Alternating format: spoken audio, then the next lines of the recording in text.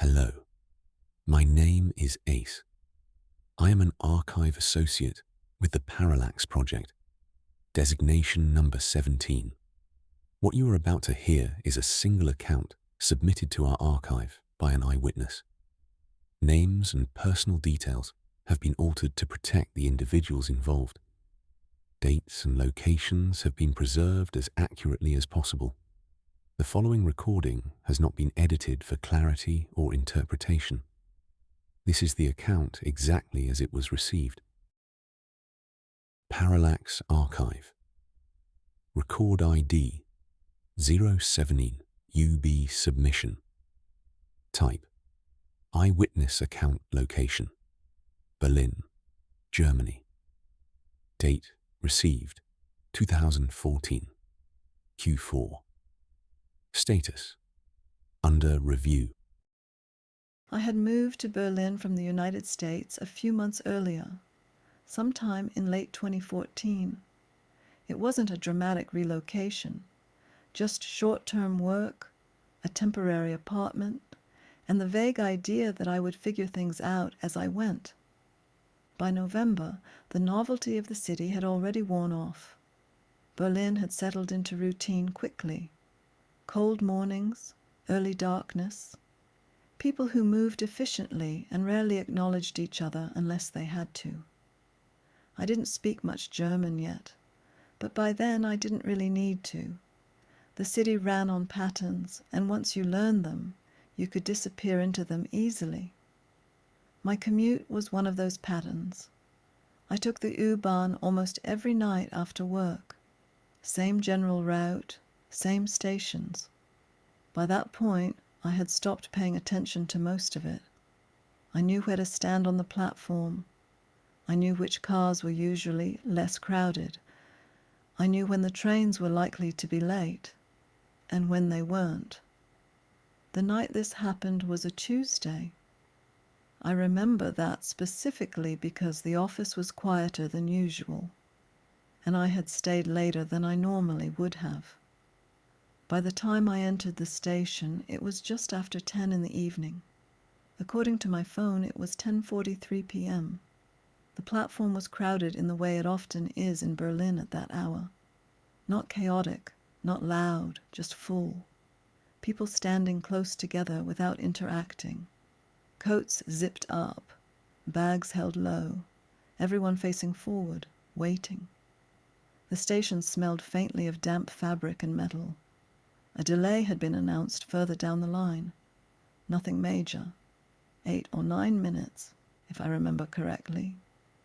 Nobody reacted.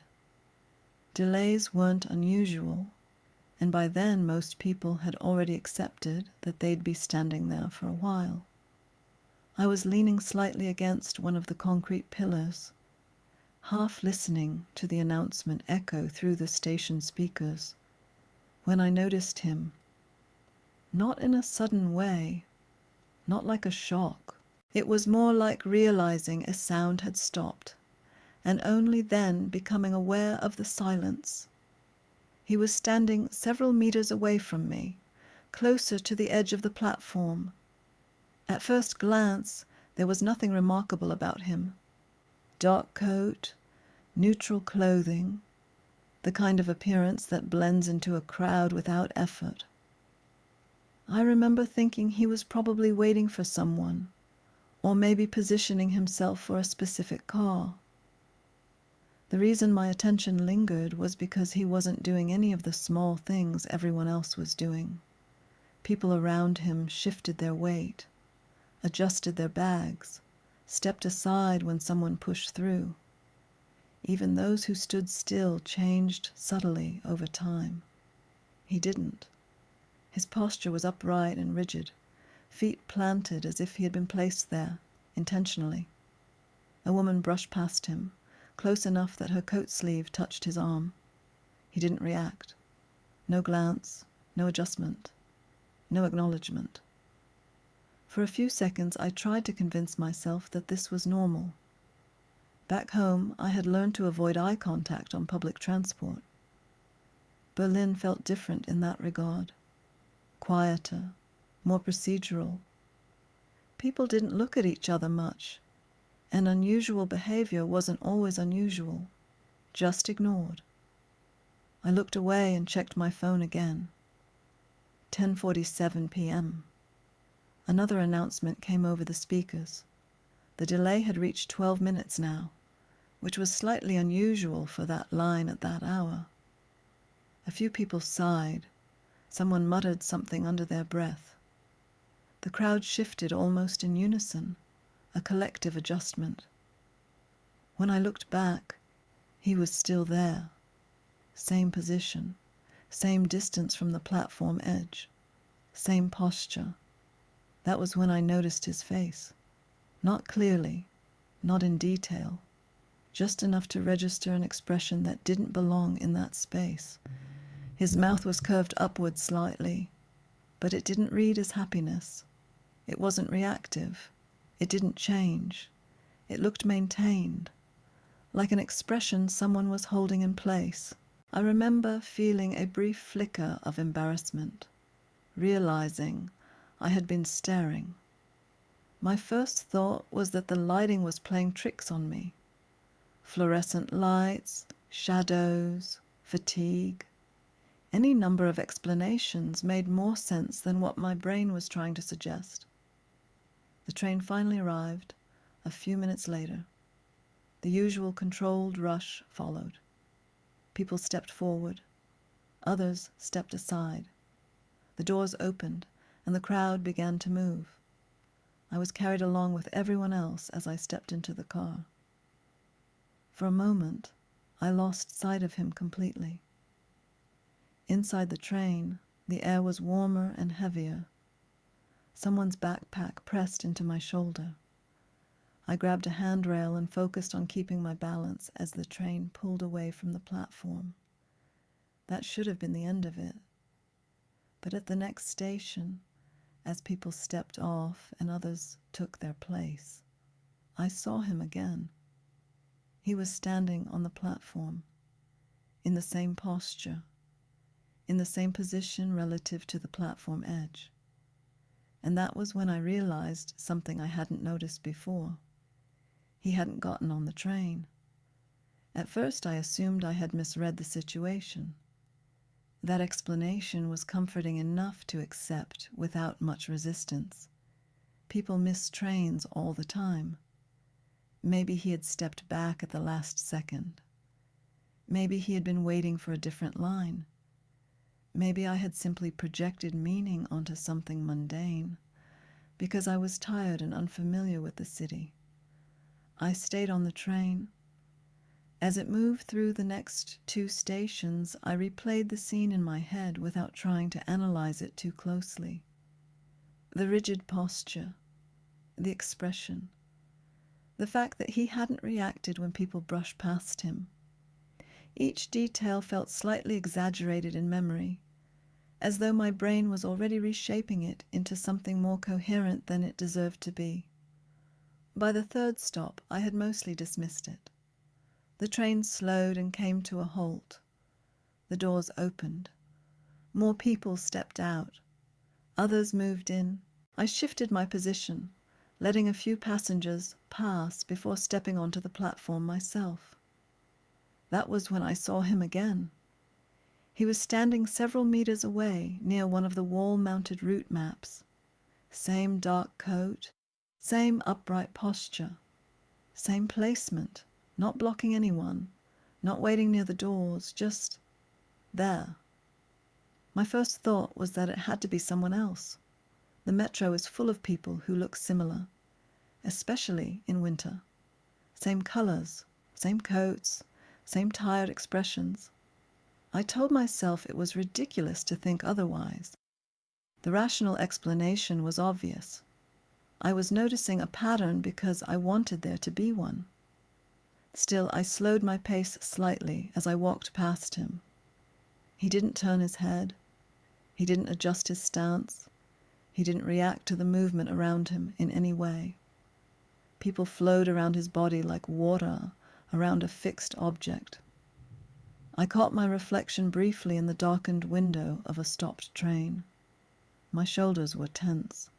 My jaw was clenched. I hadn't realized I was uncomfortable until that moment. I checked the platform clock. 10:56 p.m. This was the point at which I began paying attention deliberately, not in a panicked way, more like the way you observe something when you suspect you've lost track of it. I stayed on the platform longer than I needed to, pretending to check my phone while keeping him in my peripheral vision. He didn't move. When the next train arrived, people boarded and exited. I stayed where I was, watching. He didn't get on. When the train left, he was still standing in the same place. That should have been enough to convince me something was wrong. Instead, my brain did what it's very good at doing. It began assembling excuses. Maybe he was waiting for someone who hadn't arrived yet. Maybe he was intoxicated. Maybe he had some kind of neurological condition that affected movement or expression. All of those explanations were easier to accept than the alternative. I decided to test it. At the next station, I got back on the train and rode it one stop further than I normally would. It wasn't a dramatic detour, just far enough to feel intentional.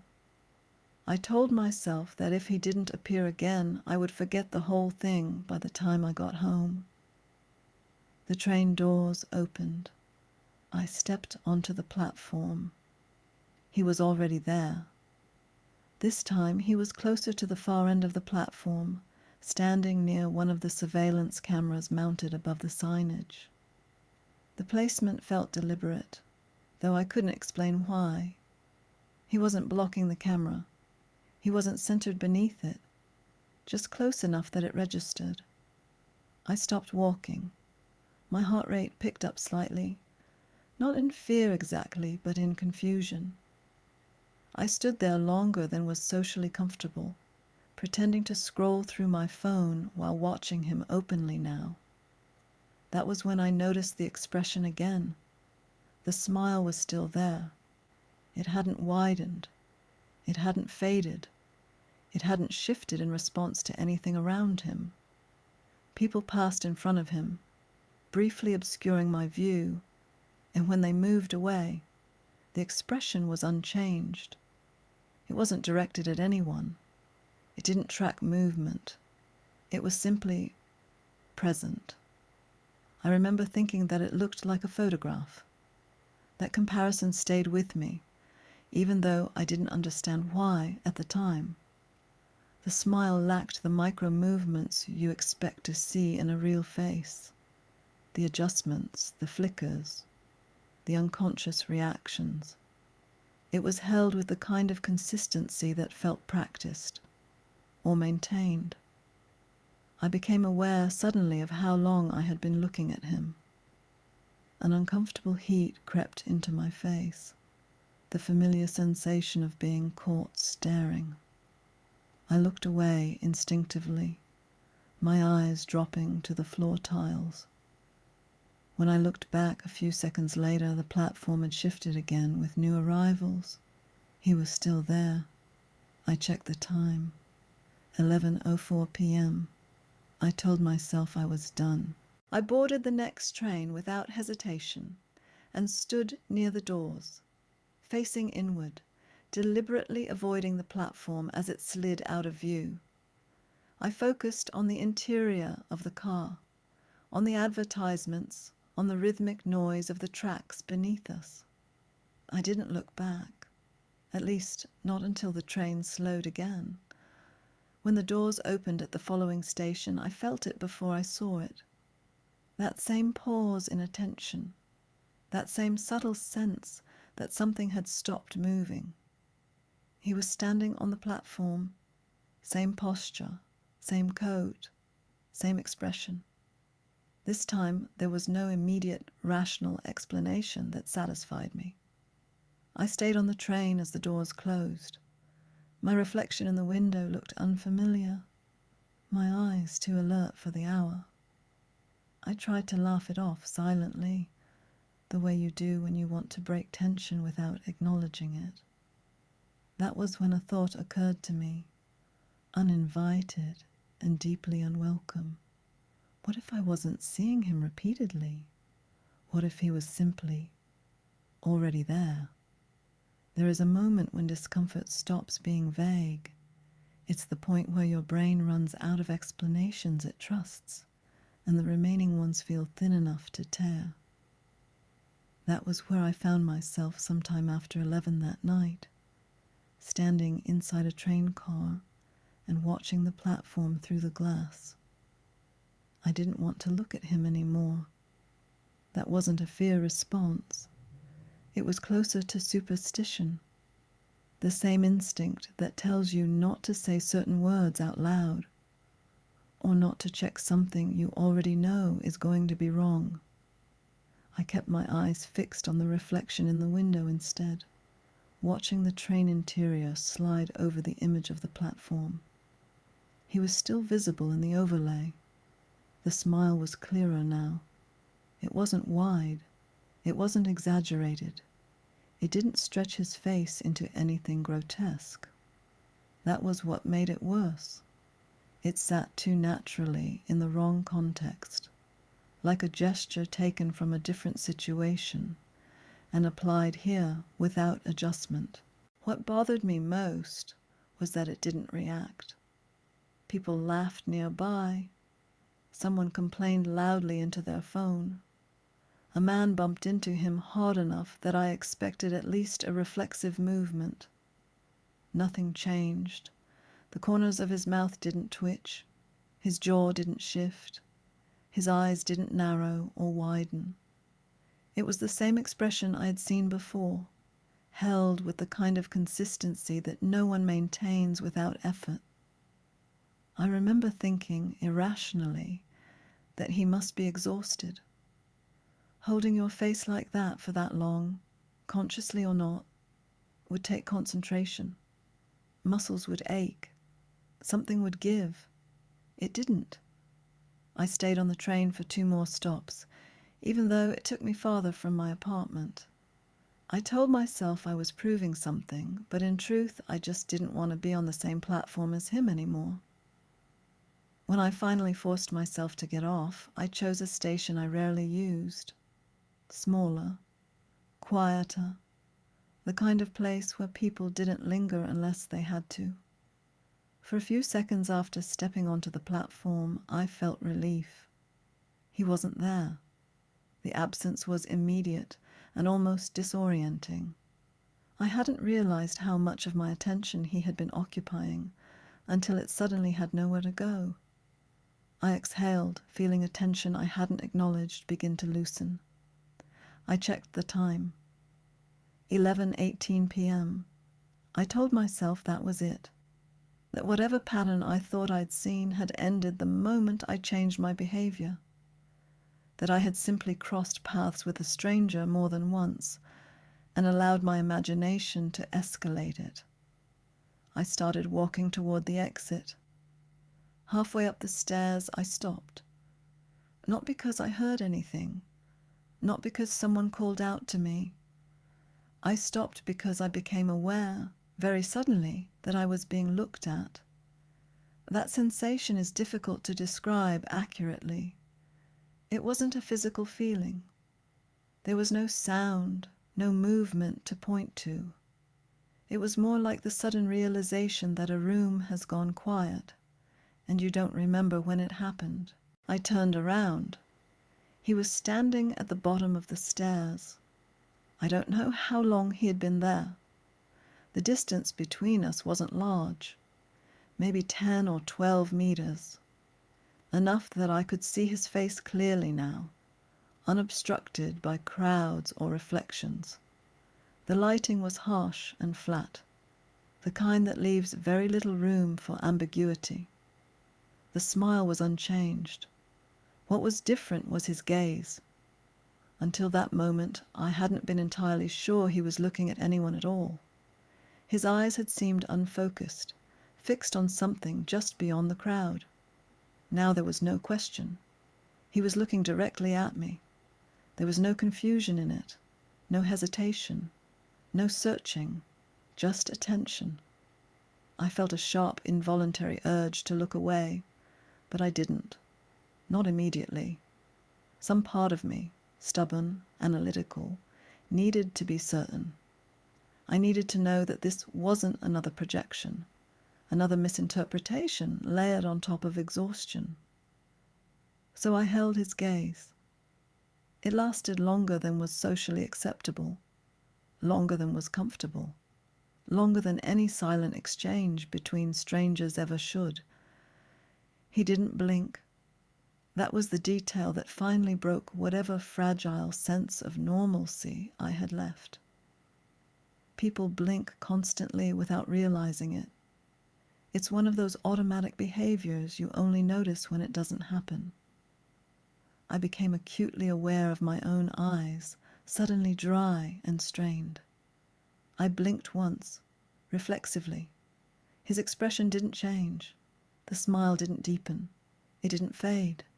It didn't acknowledge the moment in any way. It simply remained, as if it had nothing to do with me at all.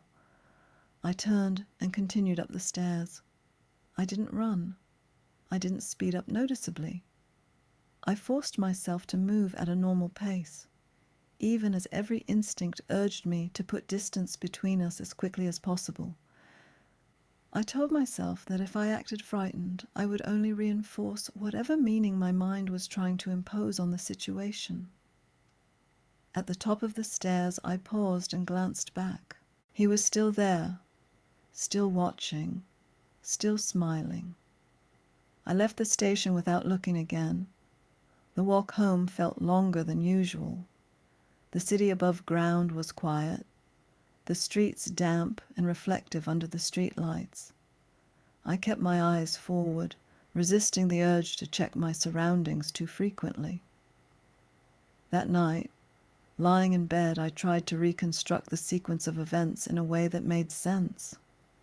I failed. The image that stayed with me wasn't the platform, or the train, or the feeling of being watched. It was the realization that his expression had not been a reaction. It had been waiting. I didn't sleep much that night, not because of nightmares, not because I kept replaying the image in my head over and over. It was worse than that. My mind kept drifting toward the same conclusion, and then pulling away from it at the last second, like touching something hot, without quite making contact. I woke up before my alarm, my chest tight and my mouth dry, with the sense that I had been awake for hours already. The first thing I did was check my phone. No missed calls, no messages, nothing unusual. The date stared back at me in calm, indifferent digits. Wednesday, late November. Everything exactly where it should have been. That should have helped. It didn't. I went to work anyway. I told myself that routine would reset whatever imbalance had crept in the night before, that the previous evening had been an outlier, a coincidence magnified by fatigue and unfamiliar surroundings. I left the office earlier than usual that night, just before 9. The station was less crowded than it had been the night before, which I immediately resented. I found myself wishing for noise, for bodies pressed too close together, for the anonymity of density. Instead, there was space, too much of it. I stopped at the top of the stairs leading down to the platform. For several seconds I didn't move. I listened. The sound of an approaching train echoed faintly through the tunnels. A few scattered conversations drifted up from below. Nothing out of place. Nothing that justified the way my pulse had begun to accelerate. I forced myself down the stairs. He wasn't there. Relief came too quickly, too sharply. It felt disproportionate, like a response that had been waiting for a threat and found none. I stood on the platform longer than necessary, scanning faces openly now, no longer pretending not to care. Everyone moved. Everyone shifted, adjusted, reacted. I boarded the train and took a seat, choosing a spot with my back against the wall. The ride home passed without incident. No rigid posture, no maintained smile, no sense of attention pressing in from the periphery. I almost laughed when I stepped back onto the street. The absurdity of the previous night settled over me slowly, like embarrassment after a delayed realization. I told myself that stress had finally caught up to me, that my brain had simply manufactured meaning where there was none. I believed that explanation for most of the walk home. The next evening I changed my route. It wasn't dramatic. I didn't avoid the metro entirely. I just took a different line, one that added time to my commute, but felt far enough removed to count as a break in pattern. I told myself I was proving something, that if nothing happened, the entire incident would collapse under its own weight. The station was unfamiliar, but not uncomfortable, clean, bright, almost reassuring in its predictability. I stood near the middle of the platform, deliberately avoiding the edges. The train arrived on time. People moved, doors opened, doors closed. Nothing happened. By the third stop, my shoulders had relaxed. By the fifth, I was scrolling through my phone again, only half aware of my surroundings. The city had reclaimed its normal rhythm, and I let myself fall back into it. That was when the train slowed unexpectedly. The lights flickered once as it came to a stop at a station I hadn't planned to pass through. I didn't recognize the platform at first. The signage looked older, the lighting harsher, fewer advertisements, fewer people. The doors opened. I didn't intend to look. I did anyway. He was standing on the opposite side of the platform, not close, not far, centered. He wasn't smiling anymore. The absence of it was worse than its presence had ever been. His face was blank now, not neutral, but emptied. The muscles around his mouth slack, as if they had been released from a long-held position. His eyes were fixed forward, unblinking, already aligned with mine. I froze. The train doors remained open longer than usual. Somewhere behind me, someone cleared their throat impatiently. I became acutely aware of how exposed I felt, framed by glass and fluorescent light. I wanted to look away. I couldn't. Something in his expression shifted, not visibly, not in a way I could describe, if pressed, but I felt it register, not as recognition, not as reaction, as confirmation. The doors closed, the train pulled away. I didn't break eye contact until the platform slid out of view. The rest of the ride passed in a blur. I don't remember getting off the train. I don't remember the walk home. I only remember locking my apartment door and standing there afterward, my hand still on the handle, listening to my own breathing. That night, I dreamed of platforms without trains, of stations where the lights never changed, of standing in place while everyone else moved around me, careful not to touch. When I woke up, the dream stayed with me longer than it should have. So did the feeling that something had adjusted itself, not in the city, not in the system, but in me. As if by trying to avoid him, I had done the one thing I shouldn't have. I stopped using the metro a week later. I didn't make a decision about it. There was no moment of resolve, no internal declaration.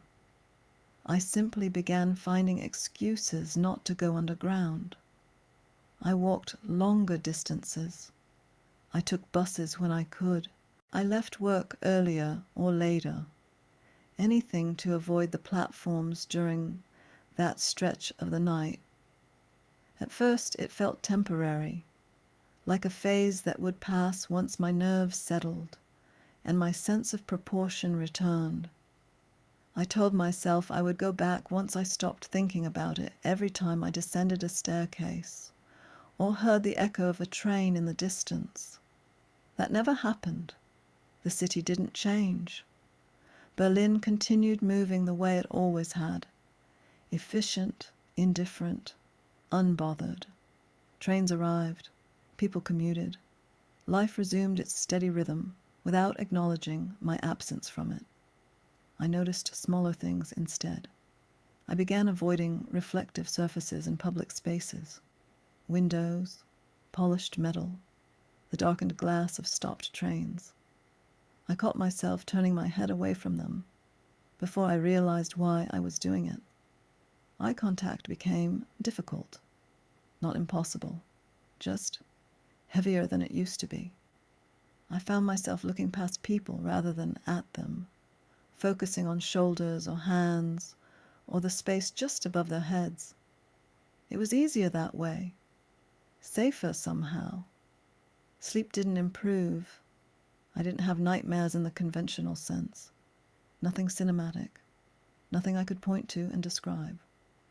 What I experienced instead were long, quiet nights, punctuated by the certainty that I was not alone in my own awareness, that someone, somewhere, was standing still.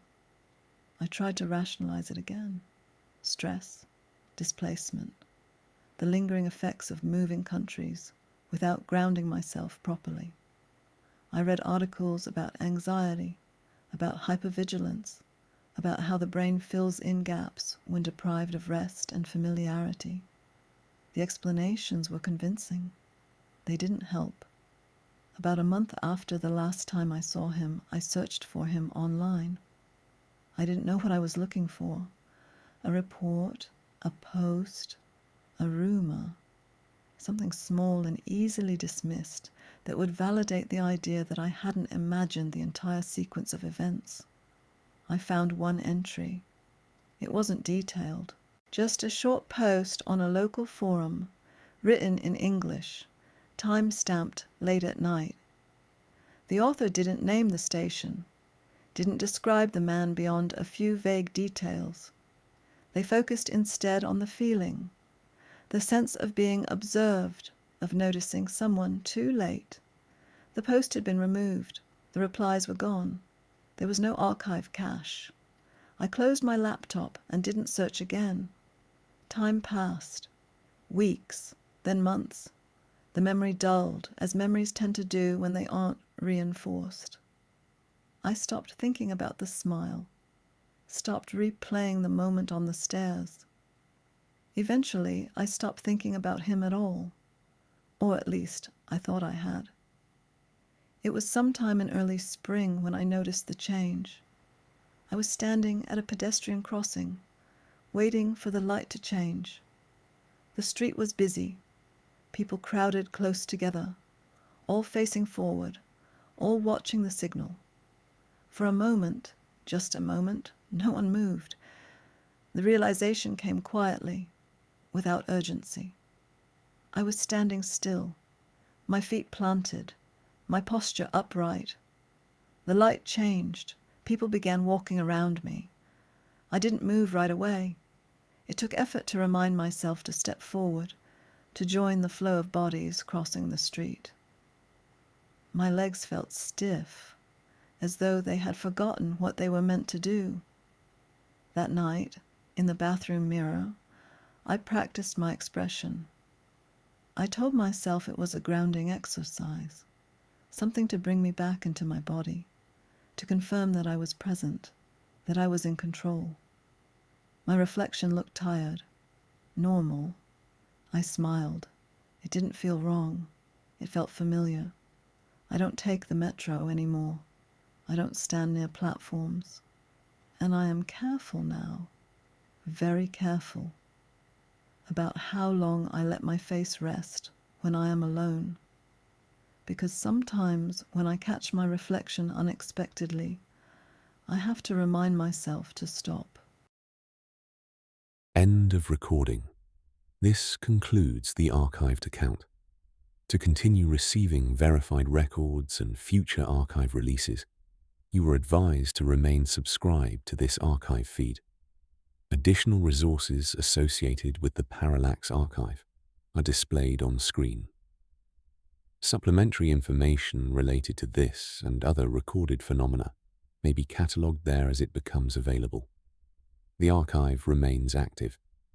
Awareness does not guarantee survival. However, documented cases suggest that those who remain informed retain a higher chance of avoidance.